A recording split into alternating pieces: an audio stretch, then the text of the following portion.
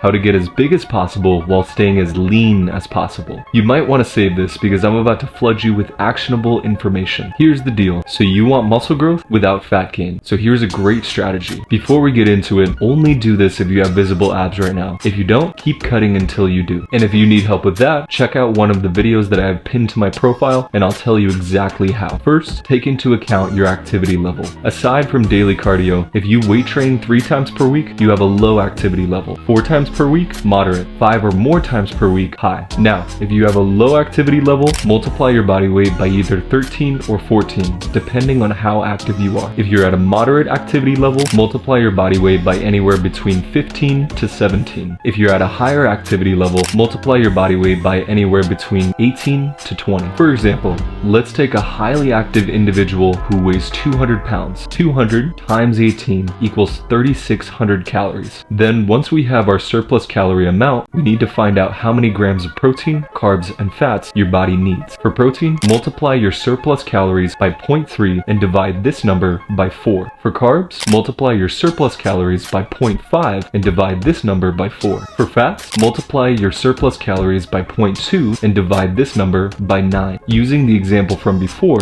that gives us 270 grams of protein, 450 grams of carbs, and 80 grams of fat for a highly active individual who weighs 200 pounds. Now, obviously, these calculations are generalizations. Adjust them based on how your body is responding. Next, delegate these macros into 5 meals throughout the day filled with nutrient-dense foods. If you feel mentally fatigued from dieting for a long time, have 1 refeed meal, not an entire cheat day. Next, aim for 8 to 12 hours of sleep if you can. That is when the gains really compound. Do not exceed 15% body fat if you have male genetics and 24% body fat if you have female genetics. If you creep a little over those respective percentages, lower your calories. Staying at or below 15 or 24% lets you keep growing lean. Then if it's time, we dial in to lean out even more again.